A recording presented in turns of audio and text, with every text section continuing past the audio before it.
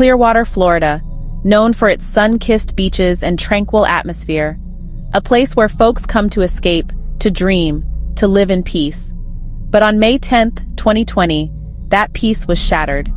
A dark cloud descended upon this paradise, leaving behind an unspeakable horror. It began with a discovery. A jogger found a body, a woman, lifeless, on a secluded stretch of Clearwater Beach. The victim was later identified as Ava Wilson, a beloved local artist. Panic gripped the town as whispers of a murderer in their midst spread like wildfire. The police descended upon Clearwater, their presence a stark contrast to the usual carefree vibe. I took the lead on the case. The evidence was scarce, the motive unclear. But one thing was certain. Ava Wilson's death was no random act. A chill ran down my spine as I surveyed the scene. This was no crime of passion. It was calculated, meticulous, terrifyingly cold. The investigation into Ava Wilson's murder led me and my team to the quiet, unassuming Thomas Reed, a name that would soon be etched in the annals of Clearwater's darkest chapter. On the surface, Thomas Reed was an enigma, a recluse living in a modest apartment, working a mundane job at a local bookstore. But beneath that veneer of normalcy lay a troubled past, a mind wrestling with its own demons. Thomas's descent began in his youth. He was a quiet, withdrawn boy, bullied relentlessly in school. His solace became a world of fantasy, of comic books and graphic novels. He devoured tales of anti-heroes and vigilantes, blurring the lines between fiction and reality.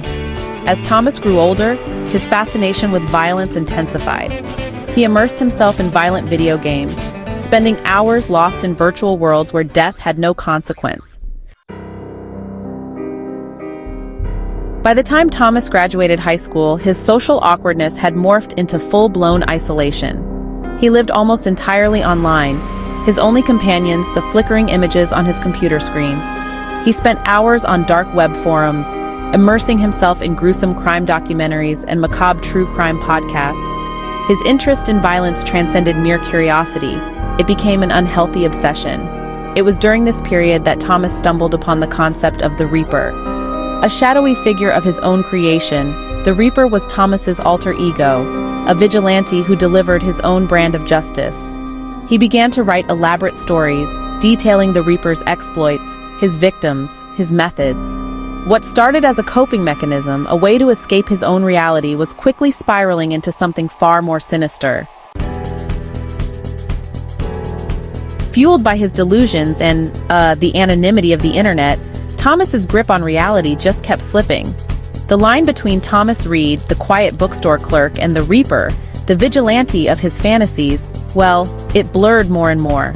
He started to see himself as some kind of instrument of justice. Yeah, like he was chosen to cleanse the world of those he thought were unworthy. His writings, they took a darker, more disturbing turn. The targets in his stories weren't just made up anymore. They were real people from his own life. Classmates who had bullied him, co-workers who annoyed him, even strangers on the street who, in his mind, had wronged him. His fantasies grew more violent, his methods more elaborate, and his justifications, well, they became chillingly detached. On May 3, 2020, Thomas Reed, completely consumed by his delusion, made the decision to bring the Reaper to life. His first victim, Ava Wilson, was, a random target. He'd seen her at the bookstore and decided she was arrogant and entitled. In his twisted thinking, she fit the profile of someone who deserved punishment. He stalked her for days, carefully planning every detail of his attack. Then, just a week later, Diane Ruiz, a waitress at a local diner, became his second victim. Her so-called offense, a spilled drink, a sarcastic remark, that's all it took. To Thomas, she was just another name on his list, another soul he believed needed cleansing. Both murders, well, they were chilling in their efficiency. No forced entry, no struggle, no signs of remorse. Just cold, calculated execution.